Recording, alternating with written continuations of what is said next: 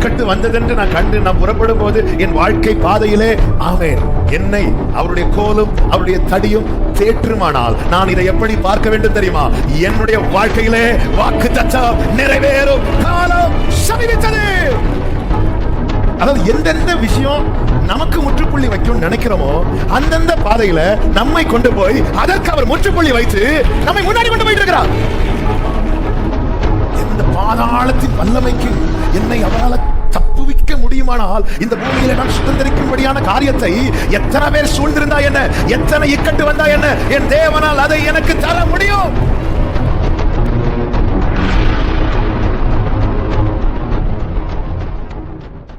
ஆமென். கரங்களை உயர்த்தி ஹல்லேலூயா. கடந்த 2 நாட்களாய் ஆவியானவர் ஒரு வார்த்தையை காண்பித்து பலப்படுத்தி பேசி கொண்டு வருகிறார். அந்த வார்த்தையை தான் இந்த நாளிலே நாம் கேட்க போகிறோம். நான் விசுவாசிக்கிறேன் இந்த நாளிலும் கர்த்தர் ஒவ்வொருவரோடு கூட பேசுவாராக. நாகும் தீர்க்க தரிசன புஸ்தகம் 1வது அதிகாரம். நாகும் தீர்க்க தரிசன புஸ்தகம் 1வது அதிகாரம் அதனுடைய 7வது வசனத்தை வாசிக்க கேட்கலாம். நாகும் பழைய ஏற்பாட்டில் 1081வது பக்கம். புதிதாய் பைபிள் வாசிக்கிறவங்களுக்கு நான் இதை சொல்லுகிறேன். 1வது அதிகாரம் 7வது வசனம். கர்த்தர் நல்லவர், கர்த்தர் நல்லவர், இக்கட்டு நாளிலே அரணான கோட்டை தம்மை நம்புகிறவர்களை அறிந்திருக்கிறார். கைகளை உயர்த்தி ஹல்லேலூயா. இக்கட்டு நாளில் நான் இளைப்பாறுதல் அடைவேன். இதான் நம்பிக்கை. கர்த்தர் நல்லவர், தம்மை நம்புகிறவர்களை அறிந்திருக்கிறார். இன்று நீங்கள் இருக்கிற நிலையிலே உங்களால் இயேசு நல்லவர் என்று சொல்ல முடியுமானால் நீங்கள் எதை வெளிப்படுத்துறீங்க தெரியுமா? நான் அவரை நம்பி இருக்கிறேன். யாத்திராகமம் 5வது அதிகாரம் 19வது வசனம். யாத்திராகமம் 5:19. நீங்கள் ஒவ்வொரு நாளிலும் அறுத்து தீர வேண்டிய செங்கலிலே ஒன்றும் குறைக்கப்படாது என்று சொல்லப்பட்டதினாலே இஸ்ரவேல் புத்திரரின் தலைவர் தங்களுக்கு இக்கட்டு வந்தது என்று கண்டார்கள். ஆமென். நமக்கு இந்த சம்பவம் நல்லா தெரியும். நான் இந்த வார்த்தைகளுக்குள்ளே இந்த சம்பவத்தை வைத்து நான் சொல்லி செபிக்க விரும்புகிறேன். மோசே ஆரோனை கர்த்தர் அனுப்புகிறார். மோசே ஆரோன் வந்து நிக்கிறாங்கன்னா கர்த்தருடைய ஸ்தானாபதிகளா, இப்ப தெய்வ பிரசனம் இருக்குன்னு அர்த்தம். அனுப்பப்படுகிறார்கள். பார்வோன் இடத்துல போய் சொல்றாங்க, என் ஜனங்களை போக விடு என்று. பார்வோன் வந்து முடியாதுன்னு சொல்றது மட்டும் இல்ல, வேலையை கடினமாக்குகிறான். வேலையை கடினமாக்கி வைக்கோலும் கொடுக்கவில்லை. நேற்று வர ஏற்கனவே பிரச்சனை, ஆனா அந்த பிரச்சனையில இவர்கள் பழகி கொண்டார்கள். கஷ்டப்பட்டாவது இவங்க ஒடுக்கதான் செய்வாங்க. வாழ்க்கை என்பது ஒரு பிரச்சனையில பழகிட்டோம்னா அதுல வாழ்ந்துருவோம். திடீரென்று அதுக்கு மேல பிரச்சனைன்னு வரும்போதுதான் நம்மளால பேலன்ஸ் பண்ண முடியாது. அப்பதான் இக்கட்டு வந்தது என்று கண்டார்கள். இக்கட்டு வந்தது. இன்னைக்கு உங்க மத்தியிலே பேசுகிற வார்த்தை இதுதான். இக்கட்டு வரும்போது ஒரு தேவ பிள்ளையுடைய பார்வை எப்படி இருக்க வேண்டும்? நல்லா புரிஞ்சுக்கோங்க. இவங்க இக்கட்டு வந்தது என்று கண்டார்கள். அடுத்த வசனத்தை வாசிங்க. அவர்கள் பார்வோனுடைய சமூகத்தை விட்டு புறப்படுகையில் வழியில் இந்த மோசேக்கும் ஆரோனுக்கும் எதிர்பட்டு அவர்களை நோக்கி, நீங்கள் இப்போ இக்கட்டு வந்ததென்று கண்டார்கள். இதை பார்த்துட்டு இவங்க பார்வோன் சமூகத்திலிருந்து புறப்படும் போது வழியில் நின்ற எல்லாரும் சொல்லுங்க. யார் தங்களுக்கு இக்கட்டு வந்ததென்று கண்டார்களோ அந்த வழியில யார் நிக்கிறாங்க? அப்போ விட்டு போகல. வேதத்தில் எழுதப்பட்ட ஒவ்வொரு வார்த்தையும் சரித்திரமாய் பார்க்க கூடாது. ஆவியானவர் காண்பித்து தந்தது இதுதான். இது மோசே ஆரோனுமாய் வந்து நிக்கலப்பா. மோசே வரமாட்டேன்னு தான் சொன்ன எகிப்துக்கு. கர்த்தர் தாம் நிற்கிற இடத்துல அவர்களை கொண்டு நிக்க வச்சிருக்கிறார். அதன் அடையாளம் தான். ஆம், எனக்கு 77வது இந்த வேத பகுதியில் கை வச்சுக்கோங்க. 77வது சங்கீதம் 20வது வசனம். 77:20. மோசே ஆரோன் என்பவர்களின் கையால் உமது ஜனங்களை ஆட்டு மந்தையை போல் வழி நடத்தினேன். மோசே நடத்தினாரா? கர்த்தர் நடத்தினாரா? அப்போ வழியில இங்கே மேய்ப்பராய் நிற்கிறார் கர்த்தர். அவர்கள் இக்கட்டு வந்ததென்று கண்டார்கள். கண்டு வரும்போது யாரையும் பார்க்கிறாங்க? மோசையும் ஆரோனையும் பார்க்கிறாங்கன்னு சொல்லணும்னா இதோட சேர்த்து சொல்லணும்னா மேய்ப்பரையும் பார்க்கிறாங்க. இந்த பக்கம் யாரை பார்க்கிறாங்க? பார்வோனை பார்க்கிறாங்க. இந்த பக்கம் யாரை பார்க்கிறாங்க? மோசையும் ஆரோனையும் பார்க்கிறாங்க. இந்த பக்கம் பிரச்சனையை பார்க்கிறாங்க, இந்த பக்கம் பிரசனத்தை பார்க்கிறாங்க. இவங்க கண்டு என்ன பண்ணாங்க? அடுத்த வசனம். அவர்களை நோக்கி, நீங்கள் பார்வோனின் கண்களுக்கு முன்பாகவும் அவருடைய ஊழியக்காரரின் கண்களுக்கு முன்பாகவும் எங்கள் வாசல். நம்பிக்கையற்றவர்கள் அவங்கள பிளேம் பண்றாங்க. நம்பிக்கை உடையவர்கள் இயேசு நல்லவர்னு பாடுவாங்க. இப்போ நிக்கிறோம், இந்த பக்கம் பார்வோன், இந்த பக்கம் மேய்ப்பார். இக்கட்டு வந்ததென்று கண்டார்கள். கண்டு அடுத்து யாரதான் வழியில பாக்குறாங்கன்னா அந்த இடத்துல அவர் அவைலபிளா இருக்கிறார், எனக்காக நிற்கிறார். நான் நடக்கும் பாதையில் நான் தனிமை அல்ல. அது தண்ணீர் ஆனாலும் சரி, அக்கினி ஆனாலும் சரி, என்னை பாதி வழியில விட்டு செல்ல மனிதர் அல்ல. என் தேவன் நல்லவர். ஹல்லேலூயா. அவர் நல்லவர். ஓகே, நிக்கிறாங்க. நான் மரண இருளின் பள்ளத்தாக்கில் நடந்தாலும் பொல்லாப்புக்கு பயப்பட. ஏன் பயப்பட? தேவரீர். அதுதான் அவர் இருக்கிறார். ஒரு தேவ பிள்ளை இதுதான் பார்க்கணும். இக்கட்டை கண்டார்கள், அதே கண்களால வழியில மேய்ப்பர் இருப்பதையும் பார்க்கிறாங்க. இது போதும்பா. நீங்க இருக்கிறீங்கன்னா, இயேசு சீஷர்களை பார்த்து என்ன சொல்றாருன்னா, நீங்க எல்லாரும் என்ன விட்டு போயிருவீங்க, நீங்க எல்லாரும் என்னை தனியே விட்டு போகும் காலம் வரும். ஆனாலும் நான் தனித்து இரேன், பிதா என்னோடு கூட இருக்கிறார்.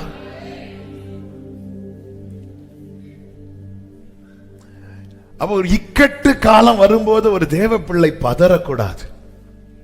மீதி எல்லாரும் விட்டுட்டு போயிருவாங்க. இயேசுவை பிடிக்க வந்ததும் மார்பில் சாய்ந்திருந்தவன் உட்பட எல்லாருமே ஓடிட்டாங்க. அப்போ இதுதான் உலகம். யாருமே இல்லாம தனிமையில் இருக்கிறவர்கள் உண்டு. அவர்கள் அனுபவிக்கிற அந்த தனிமையின் வலியை விட எல்லாரும் இருந்தும் தனித்து விடப்பட்டவர்கள் அனுபவிக்கிற தனிமையின் வலி என்பது தாங்கக்கூடாத வலி. அதனாலதான் தாவீது சொல்லுகிறார், என் வலதுபுறத்தை கண்ணோக்கி பாரும், என்னை அறிவார் ஒருவரும் இல்லை. தாவீதுக்கு இல்லாத குடும்பமா? சகோதரர்களே 7 பேர், அப்பா அம்மா, மனைவி, நேசித்து கரம் பிடித்த மனைவி மீகாள், மாமனார், நண்பன் என சுத்தி எல்லார். தாவீதுக்கு உறவுகளுக்கு பஞ்சமே கிடையாது. அவர் சொல்றார், பாருங்கப்பா, நான் தனித்து விடப்பட்டேன். எனக்கு மட்டும் சிறகு இருந்திருந்தா நான் பறந்து போயிருப்பேன். தனிமையின் வலி என்பது இதுதான்.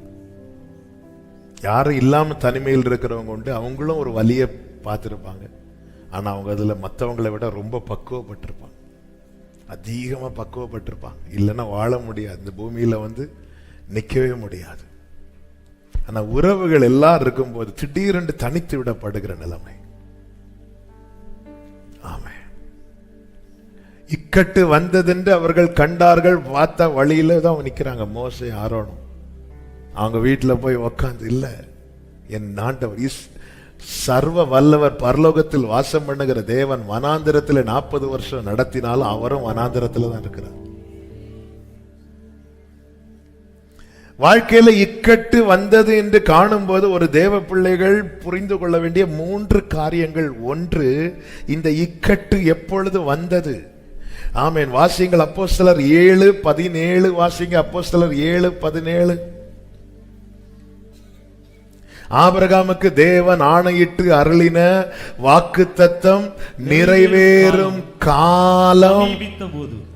அப்படி என்றால் இக்கட்டு வந்ததென்று ஒரு தேவப்புள்ள பார்க்கும்போது அதிலே விசுவாச கண்களால் எதை பார்க்க வேண்டும் தெரியுமா? எனக்காக பல நாட்களுக்கு முன்னே, பல மாதங்களுக்கு முன்னே, பல ஆண்டுகளுக்கு முன்னே உரைக்கப்பட்ட கர்த்தருடைய வாக்குத்தத்தம் நிறைவேறும் காலம் சமீபித்ததே.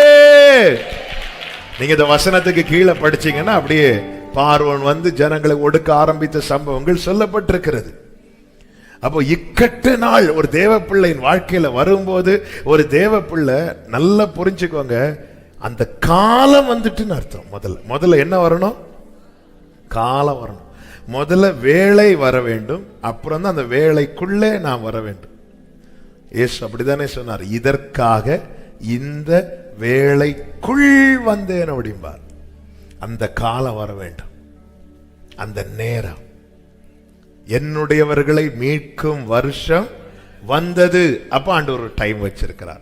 தேவன் எல்லாவற்றையும் அதன் காலத்துல தான் செய்வார். நேரம், அவருடைய டைம் இருக்கு. அவருடைய டைம், அவர் ஒரு டைம் வச்சிருக்கும் போது நாம நேரமும் நாளும் பார்த்து செய்யறது. பாஸ்டர் 9க்கும் 10க்கும் இடையில, ஒருவேளை நான் இடையில வரலன்னா இந்த நேரம் கிடையாது. தேவன் கலண்டரை பார்த்துட்டு இன்னைக்கு செவ்வாய் வேண்டாம் அப்படி சொல்றவர் இல்லை. அவர் குறிக்கிறது தான் காலம். எதை எப்ப செய்யணும் அவர் காலத்தை குறிச்சிருப்பார், அவர் நேரத்தை குறித்திருப்பார். அவருடைய டைம், அவருடைய நேரம். அந்த காலம் சமீபித்த போது ஒரு இக்கட்டு வருகிறது. ஏற்கனவே பிரச்சனை தான், ஆனா நம்ம பழகி அப்படி வண்டி போயிட்டு இருக்கு. திடீர்னு இக்கட்டு வந்ததென்று கண்டார்கள். இக்கட்டு வந்ததென்று கண்டார்கள் சொல்லும் போது எல்லாம் என் கைவிட்டு போகுது, எல்லாம் என்ன எல்லை மீறி போகுது, என் தலைக்கு மேல எழும்புது. அப்படி வரும்போது தான் ஒரு தேவ பிள்ளைக்கு என்ன தெரியணும்னா, இந்த வழியில எனக்கான மேய்ப்பர் இருக்கிறாரா? ஆமென். அவர் இருந்தா அவருடைய கோலம், அவருடைய தடியும் தேற்றும். அதுதான் அவருடைய வார்த்தை. பள்ளத்தாக்கில் நடந்தாலும் பயமில்லை, காரணம் உம் குரலோ. அப்ப நான் இக்கட்டு வந்ததென்று நான் கண்டு நான் புறப்படும் போது என் வாழ்க்கை பாதையிலே ஆமென் என்னை அவருடைய கோலும் அவருடைய தடியும் தேற்றுமானால் நான் இதை எப்படி பார்க்க வேண்டும் தெரியுமா? என்னுடைய வாழ்க்கையிலே வாக்குத்தத்தம் நிறைவேறும் காலம் சமீபித்தது.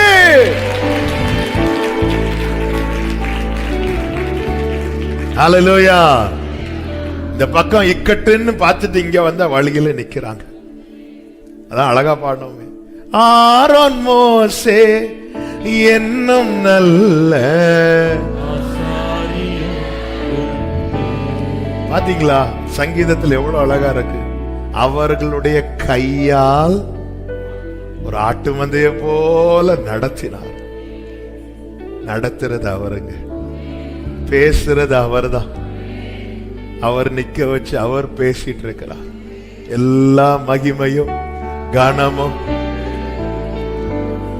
ஒரு நாள் இந்த மகிமை ஆரோனுக்கும் மோசைக்கும் கொடுத்துறாதீங்க. மகிமை யாருக்கு தான் போகணும்? கர்த்தருக்கு. ஊழியர்களை என்னைக்குமே விக்கிரகம் ஆக்கவே கூடாது. அது வெரி வெரி ராங். அது பெரிய தப்பு. அது அவங்களுக்கும் பிரச்சனை.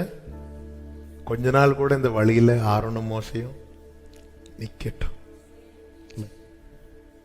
அவர் தான் செய்யறார், அவர் தான் நடத்துறார். ஆமே. சிலர் வருவாங்க, பாஸ்டர் உங்ககிட்ட கொஞ்சம் பேசணும். மீட்டிங் முடிச்சு பேசுறேன். ஏன்னா எனக்கு தெரியும் மீட்டிங்ல அவர் பேசிடுவார். மீட்டிங் முடிச்சுட்டு வருவாங்க. அது சொல்லுங்க சிஸ்டர், ஏதோ பேசுறேன்னு சொன்னீங்கல்ல. இல்ல இல்ல இல்ல, எனக்கு தேவையானது.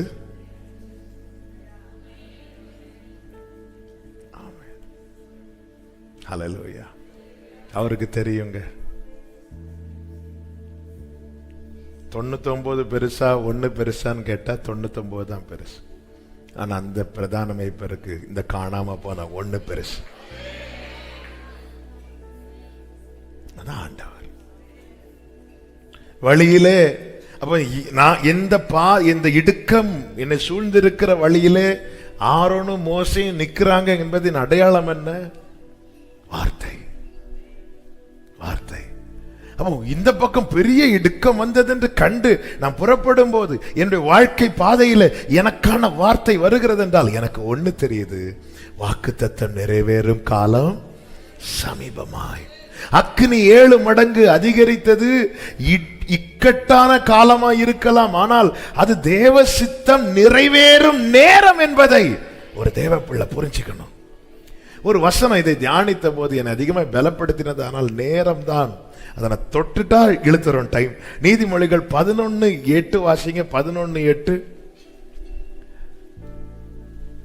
நீதிமொழி. விடுவிக்கப்படுவான். நீதிமான் இக்கட்டி நின்று விடுவிக்கப்படுவான். அடுத்த வார்த்தை, அவன் இருந்த இடத்தில் துன்மார்க்கன் வருவான். துன்மார்க்கன் வருவான். புரிஞ்சா? அதாவது நீதிமான் இக்கட்டிலிருந்து விடுவிக்கப்படுவான், அவன் இருந்த இடத்தில் துன்மார்க்கன் வருவான். என்ன புரிஞ்சது உங்களுக்கு? ஆண்டவர் இது என்னன்ற ஒரு நியாயம். அவன் ஸ்தானத்தை இன்னும் அப்படி இல்லை. அந்த வசனத்தை திரும்பிய வாசிங்க. நீதிமான் இங்க பாருங்க, கவனிங்க. நீதிமான், இதான் பிரச்சனை. பிரச்சனை என் கையை பார்க்க கூடாது. இதான் பிரச்சனை, இதான் நீதிமான் இக்கட்டிலிருந்து விடுவிக்கப்படுவான். அவன் இருந்த இடத்துல இந்த பிரச்சனைக்கு காரணமா இருந்தவன் வருவான். ஹல்லேலூயா, ஹல்லேலூயா. மோர்தேக்காய்க்கு ஒரு இக்கட்டு இருந்தது. அந்த இக்கட்டு தான் தூக்கு மரம். நீதிமான் இக்கட்டிலிருந்து விடுவிக்கப்படுவான், அவன் இருந்த இடத்துல. ஆமே, ஜீசஸ், ஜீசஸ்.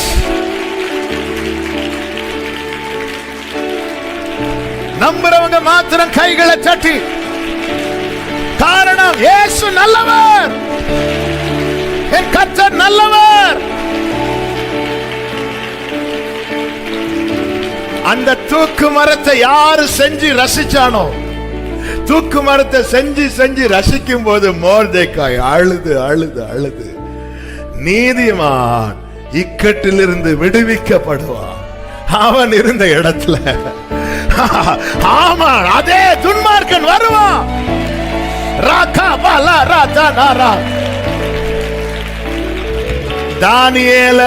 தானியேல ஒரு சிங்க கவியில தூக்கி போட்டாங்க.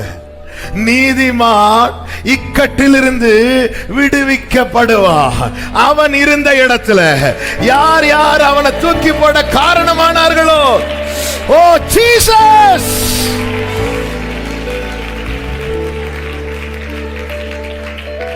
நமக்காய். அதான் தம்மால் தெரிந்து கொள்ளப்பட்டவர்கள் விஷயத்தில் அவர் பொறுமையா இருக்கிறார். ஆடட்டும், எவ்வளவு நேரம் தான் ஆடுறான் பாவம், என்னதான் பொறுமையா. அவர் கிரியை செய்ய ஆரம்பிச்சுட்டாருன்னா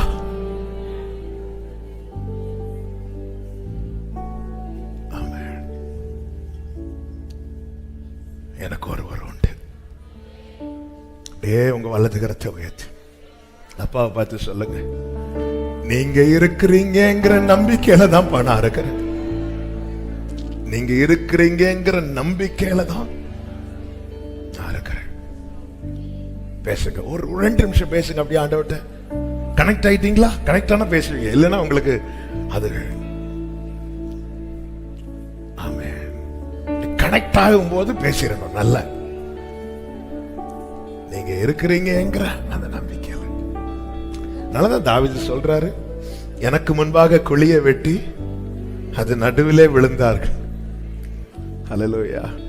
வேலையில உங்களுக்கு விரோதமாய் சதி செய்து உங்களை தூக்கலாம் நினைச்சிட்டு இருக்கிறாங்களா? ஒரி பண்ணாதீங்க. அந்த இக்கட்டு நின்று நீதிமான் விடுவிக்கப்படுவான். அவன் இருந்த இடத்துல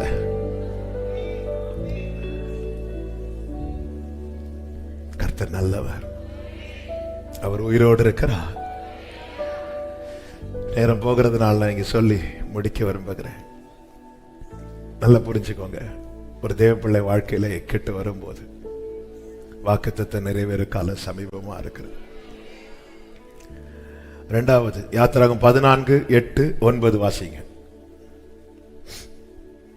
கர்த்தர் எகிப்தின் ராஜாவாகிய பார்வோனின் இதயத்தை கடினப்படுத்தினார். அவன் இஸ்ரவேல் புத்திரரை பின்தொடர்ந்த இஸ்ரவேல் புத்திரர் பலத்த கையுடன் புறப்பட்டு. இப்ப அந்த காலம் சமீபமாய் வருகிறது.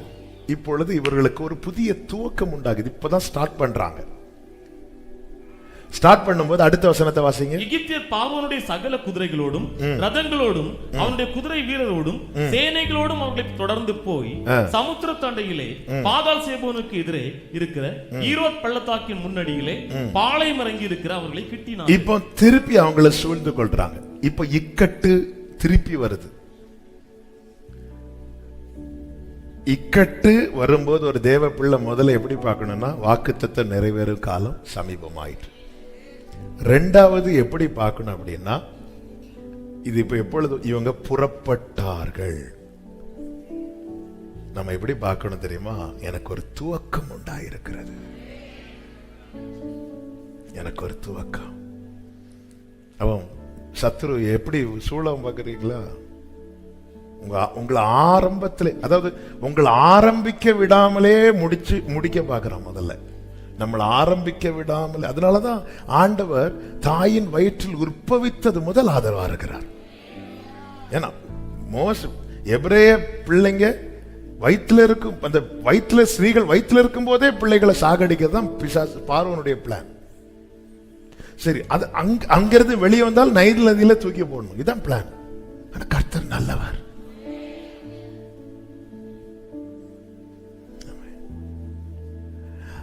ஆரம்பத்துல இருந்து இவனுக்கு ஒரு லைஃபே தொடங்க கூடாது, இவன் ஆரம்பிக்கவே கூடாது, அங்க முடிக்க பார்க்கறான்.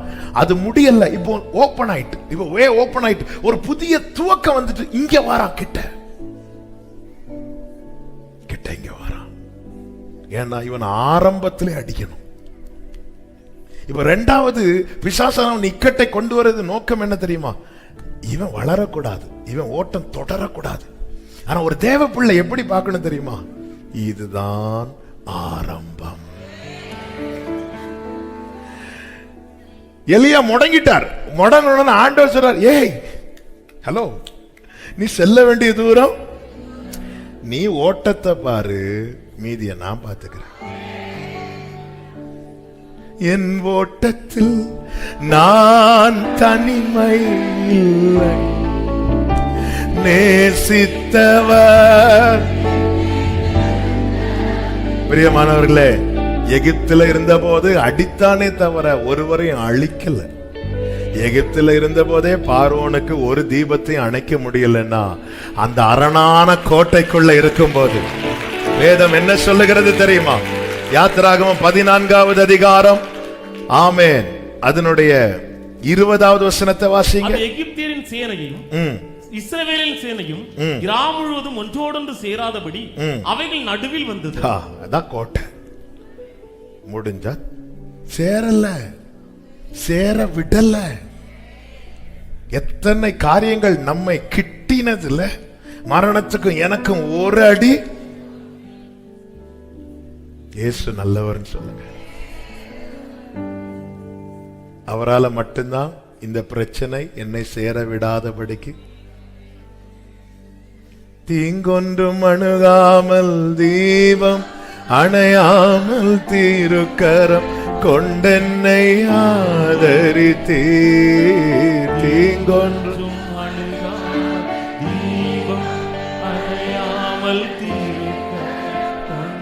ஆமென் சேர விடல. அப்ப கேட்கலாம், இப்ப பாருங்க, சுத்தி தான் நடத்தி கொண்டு வரா சிவந்த சமுத்திரத்தின் வழியா. சில நேரத்துல தேவன் நம்மை நடத்தும் பாதை நமக்கு கடினமா இருந்தாலும் அந்த பாதையில நாம கண்டிப்பா நடக்கணும். அந்த பாதையில நடந்தால் மட்டும்தான் இன்று காண்கிற எகிப்தியரை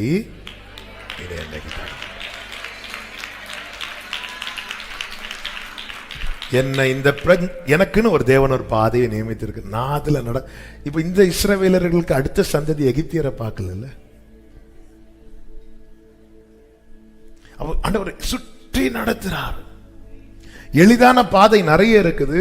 அந்த பாதையில நடத்தினா மீண்டும் எகிப்தியரை சந்திக்க வேண்டியிருக்கும், எகிப்தியர்கிட்ட சண்டை போட வேண்டியிருக்கும், எகிப்தியருக்கு பிடியில் அகப்பட வேண்டியிருக்கும். அதனால கொஞ்சம் கஷ்டம் பார்க்காம நடந்துரு.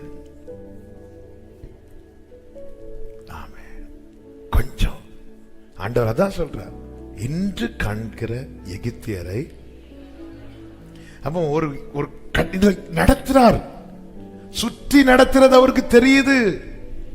இவன் காலெல்லாம் தளருது, இவெல்லாம் சோர்ந்து போறான். ஆனாலும் என்னை கம்பல் பண்ணி நடக்க வைக்கிறார். எதுக்கு? சில காரியங்களை நான் பார்த்து பார்த்தே வாழ்ந்துட்டு இருக்கிறேன்.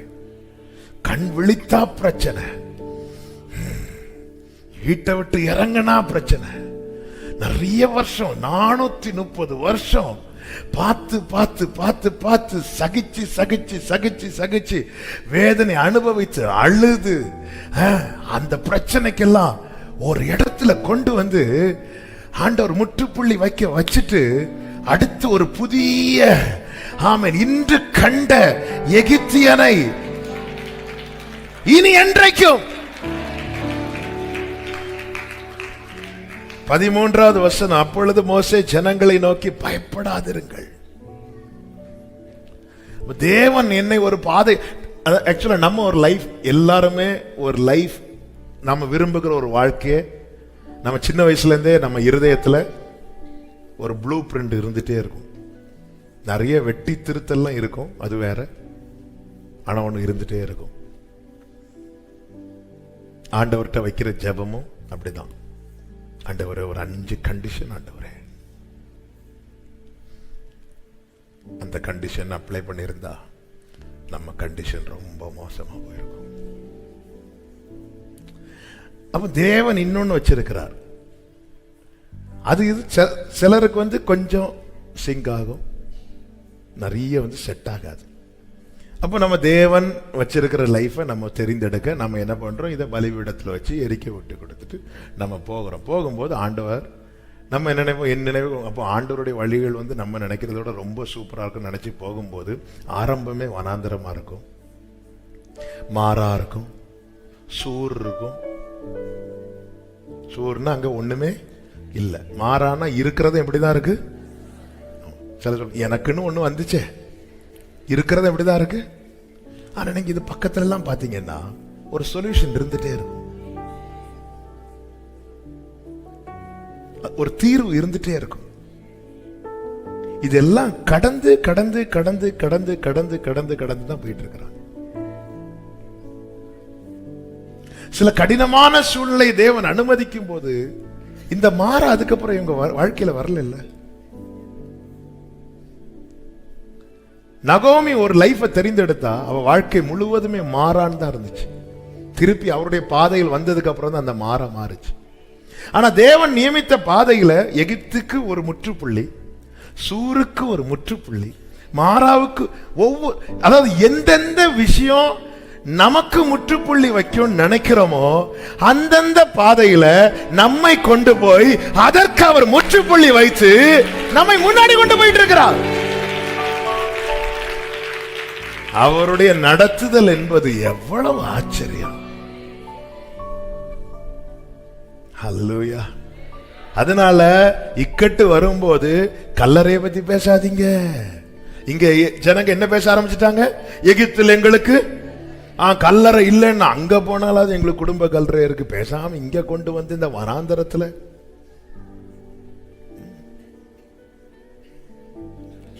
எனக்கு ஒரு வாக்குத்தத்தம் கொடுத்திருக்கிறார்.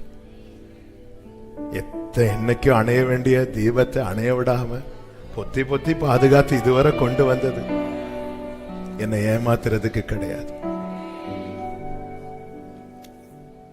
வெட்கப்பட்டு போக விட மாட்டா. வாழ்க்கையில இக்கட்டு வரும்போது புரிஞ்சுக்கோங்க, ஆண்டவர்கிட்ட சொல்லுங்க, இப்பதான்ப்பா ஆரம்பிக்க வச்சீங்க, இப்பதான்ப்பா ஆரம்பிச்சிருக்கிறேன். ஆமென். அவர் அதனாலதான் கேட்க வைக்கிறார். ஆமென்.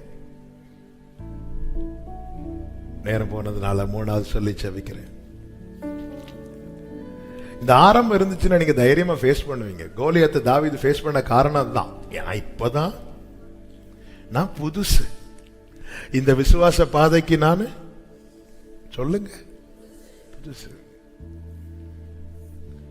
விசுவாசத்துக்குள்ள வராம இருக்க வைக்க என்னெல்லாம் பாடுபடுத்தினான். இந்த விசுவாசத்துக்குள்ள வராம இருக்க, எகிப்திலே கதையை முடிக்க, தேவன் அறியாமலே உன் வாழ்க்கையை முடிக்க வைக்க எத்தனை எத்தனை வந்தாச்சு.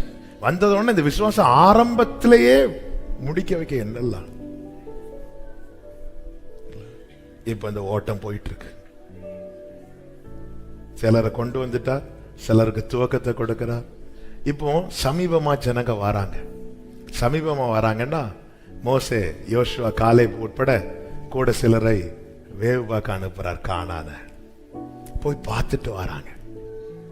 பார்த்துட்டு வரும்போது இப்போ என்ன ஆயிட்டு, பக்கத்துல வந்தாச்சு. பார்த்துட்டு வரும்போது கூட இருக்கிற 10 பேர் என்ன சொன்னாங்க அப்படின்னா, அதை சுத்தி ஏத்தியர் இருக்கிறாங்க, எபூசியர் இருக்கிறாங்க, கானானியர் இருக்கிறாங்க, அவர்கள் நம்மை விட பலவான்களா இருக்கிறாங்க. அடுத்த இக்கட்டு, அடுத்த இக்கட்டு. முதல்ல இவங்களை சுத்தி பிரச்சனை இருந்துச்சு, இப்ப பிரச்சனை இவர்களுக்கான நன்மையை சுத்தி இருக்கு. ஆமென். நான் சொல்றது எத்தனை பேருக்கு விளங்குது? என்னாகமம் 13வது அதிகாரம் 14வது அதிகாரம் நீங்க வீட்டுல போய் படிச்சிருங்க, நேரம் இல்லாததுனால நான் சொல்ல.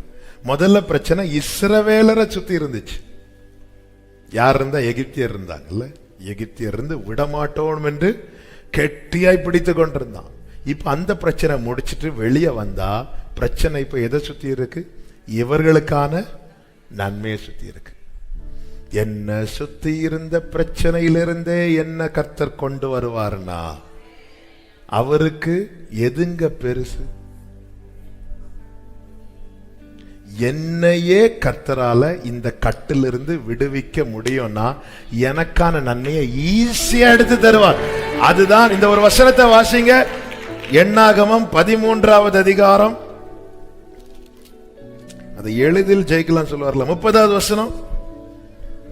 அப்பொழுது காலேப் மோசேக்கு முன்பாக ஜனங்களை அமர்த்தி, நாம் உடனே போய் அதை சுதந்தரித்துக் கொள்வோம், நாம் அதை எளிது. நம்ம எதை கடினம் நினைக்கிறோம் தெரியுமா? ஒரு நன்மையை வாங்குறத கடினம் நினைக்கிறோம். ஆனா எது கடினம் தெரியுமா? எது எந்த மனுஷனுக்கு முடியாதது தெரியுமா? ரட்சிப்பு.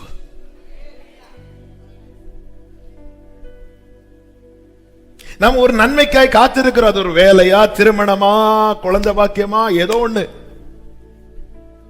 எங்க பாவ குழியிலிருந்து, பிசாசின் பிடியிலிருந்து, அடிமைத்தன கட்டிலிருந்து என்னை விடுவித்தது கடினமா, அல்லது இந்த பூமியில நான் அனுபவிக்கிற ஒரு நன்மையை எனக்கு தருவது கடினமா? எது கடினம்?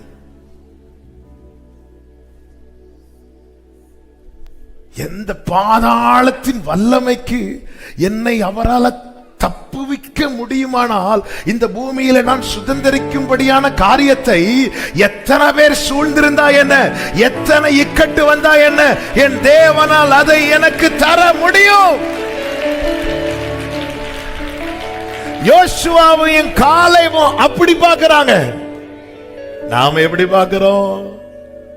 என்னை ரட்சித்தாரே, தன் சொந்த குமாரன் என்ன என்று பாராம அவரையே தந்தவர், இதெல்லாம் தராம இருப்பாரான்னு கேட்கிறார். ரட்சிக்கப்பட்ட தேவ பிள்ளை சொல்லணும், ஈஸி. சொல்லுங்க. இங்க இருந்து வரவே இல்லை. சொல்லுங்க, ஈஸியா கிடைக்கும். ஆண்டவரே, நான்லாம் ரட்சிக்கப்படுவேனான்னு நினைக்கவே இல்லப்பா. ஆண்டவரே, இதெல்லாம் எனக்கு தூரமா இருந்து. எங்க அப்பா அம்மா பாஸ்டர், எங்க அப்பாவுடைய ஃபேமிலி தேவன் அறியாத குடும்பத்தில் உள்ளது. அப்போ அவங்கள தேவன் ரட்சித்து கொண்டு வந்து அந்த குடும்பத்தில், தேவன் அறியாத குடும்பத்தில் இருந்து ஃபர்ஸ்ட் டைமா ரட்சிக்கப்பட்டவங்க இருக்கிறாங்க. அவன் குடும்பத்தில் இவங்க தான் முதல் கிறிஸ்தவளா இருப்பாங்க. அதையே அவர் செஞ்சிருக்கிறாரு. இதெல்லாம் காலேபு மாதிரி சொல்லுங்க, ஈஸியா. நீ ரொம்ப என்ன ட்ரை பண்ணாலும் நான் என்ன நம்பல. ஏன்னா இயேசு எனக்கு நல்லவர்.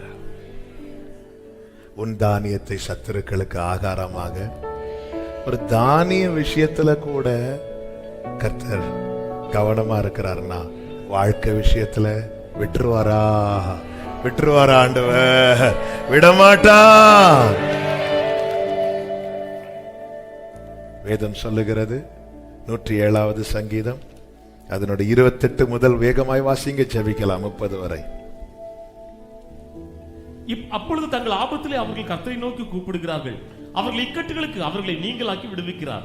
கொந்தளிப்பை அமர்த்துகிறார். இக்கட்டுக்கு என்று அல்ல, இக்கட்டுகளுக்குன்னா எந்த பிரச்சனைக்கும் நீ ஒன்னே ஒண்ணு செய், நோக்கி கூப்பிட்டு, அவ்வளவுதான். அப்பான்னு கூப்பிட்டு அவர் நீங்களாக்கி விடுவிக்கிறார். கொந்தளிப்பை அமர்த்துகிறார். கொந்தளிப்பை என்ன செய்கிறார்? அமர்த்துகிறார். அதன் அலைகள் அடங்குகின்றது. அமைதல் உண்டானது நிமித்தம் அவர்கள் சந்தோஷப்படுகிறார்கள். தாங்கள் நாடின துறைமுகத்தில், இந்த வார்த்தைகளை நல்ல தாங்கள் நாடின துறைமுகத்தில் அவர்களை கொண்டு வந்து சேர்க்கிறார். கவனிச்சீங்களா இந்த வார்த்தையை? நாம ஒரு துறைமுகத்தை நாடி இருக்கிறோம். ஆனா அங்க கொண்டு போவதுக்கு முன்னாடி இங்க என்னை தேவன் சந்தோஷப்படுத்துவார்.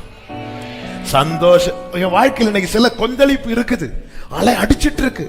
ஆனா நான் அவரை பார்க்கிறேன், நான் அவரை நல்லவர்னு சொல்றேன், நான் அவரை நோக்கி கூப்பிடுறேன். அவர் என்ன செய்கிறார்னா அமைதலை உண்டாக்கி, எந்தெந்த விஷயத்துல என் வாழ்க்கையில கொந்தளிப்போடு என் வாழ்க்கை முடியுமானா நான் சந்தோஷமா என் ஓட்டத்தை முடிக்கலன்னு அர்த்தம். நான் ஏங்கி முடிச்சுட்டேன் அல்லது அழுது முடிச்சுட்டேன் ஏதோ ஒரு வகையில். ஆனா இங்க பாருங்க, பைபிள் என்ன சொல்லுதுன்னா அமைதல் உண்டானது நிமித்தம் அவர்கள் சந்தோஷம். அதான் ஒரு நிறைவு. ஓகே, வாழ்க்கையை குறித்த ஒரு நிறைவு, குடும்பத்தை குறித்த ஒரு சமாதானம், பிள்ளைகளை குறித்த ஓகே ஓகே இந்த அமைதிய. அதனாலதான் பரிசுத்தவான்கள் தங்கள் படுக்கையிலே கம்பீரிக்கிறார்களாம். கடந்த நாளில் ஒரு தாயாருடைய மரணம். ஆமே, அவங்க கீழே விழுந்துட்டாங்க. உடனே வீட்டில் இருக்கிறவங்க அவங்கள தூக்கி ஹாஸ்பிட்டல் போகும்போது வேண்டாம் வேண்டாம் வேண்டாம் வேண்டாம், ராஜ்யத்துக்கு போற டைம் ஆச்சுட்டாங்க. இருந்தாலும் தூக்கிட்டு போறாங்களாம். கடைசியில் அவங்க சொன்னது மாதிரி ராஜ்யத்துக்குள்ள பிரவேசித்தாங்க. எப்படி கர்த்தர் தந்த அந்த இப்ப ரீசெண்டா ஒரு சாங் போட்டோம், என் உள்ளம் உம் அன்பை பாடி பாடிட்டே போயிட்டாங்க. என் நாவு உம் நாமம் போற்று, இந்த 2 லைன் அப்படி பாடிட்டு அது ஒரு அமைதி. பாத்தீங்களா? அமைதி பாத்தீங்களா? இதுக்கு யாரு வேணும் தெரியுமா? உன்னை கைப்பிடிச்சது சும்மா ஒரு சீசனுக்கு நடத்திட்டு நம்ம கைப்பிடித்தது ஏதோ சர்ச்சில் கொண்டு வந்து சேர்க்கறதுக்கு இல்ல, அங்க கொண்டு போய் சேர்க்கிறது.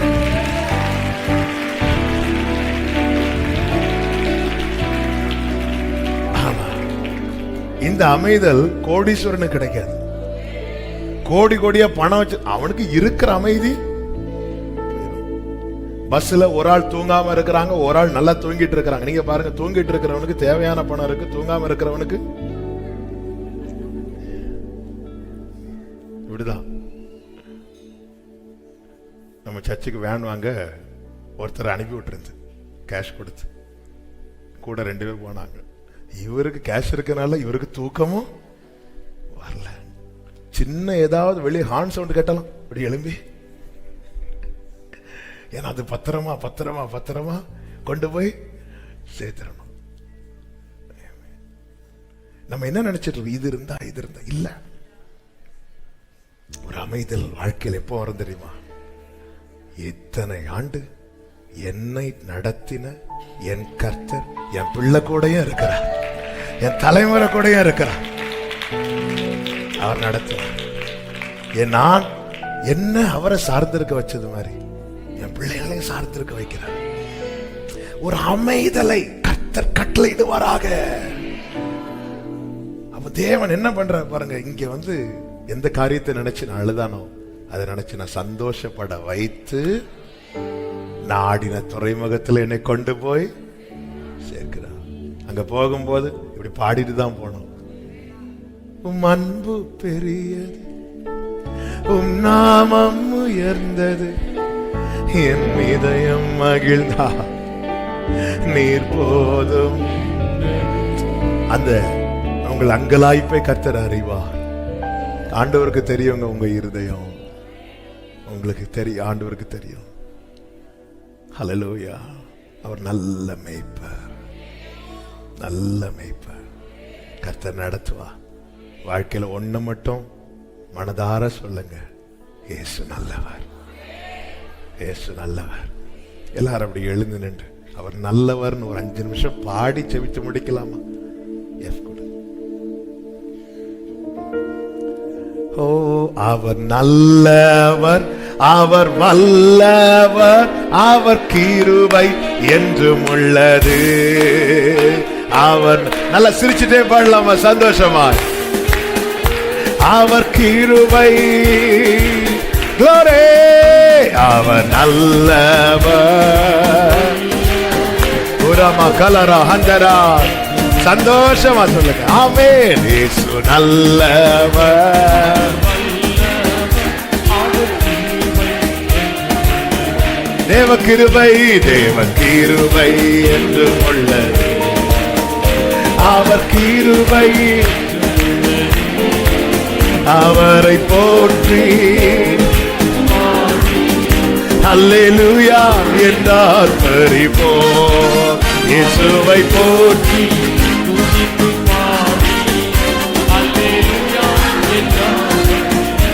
ஆமென், அவரை போற்றி.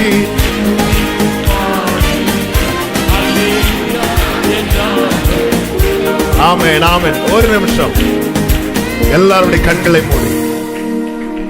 எகிப்தின் பிடியிலிருந்து நம்மளை கொண்டு வந்துட்டார். ஆண்டவரே, எனக்கென்று நீங்க தந்த நன்மை, எனக்கு வர வேண்டிய நன்மை இவங்க பிடியில இருக்குப்பா அப்படின்னு ஏக்கத்தோடு வலியோடு இருக்கிறீங்களா? இப்ப நீங்க ஆண்டவர்கிட்ட சொல்லுங்க, இது உங்களுக்கு ரொம்ப எளிதான காரியம் ஆண்டவர். இப்ப பேசுங்க ஆண்டவர்கிட்ட.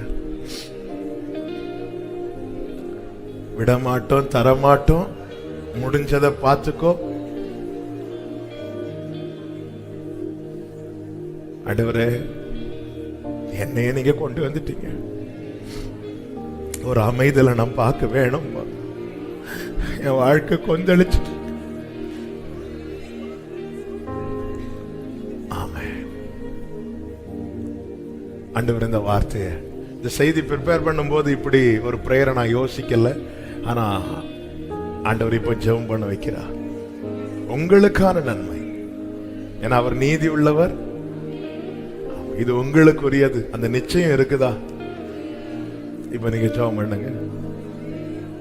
நம்பி சிலர்கிட்ட உங்க மொத்த சம்பாத்தியத்தையும் கொடுத்திருப்பீங்க, ஒரு இக்கட், அவங்களுடைய ஒரு இக்கட்டு காலத்துல.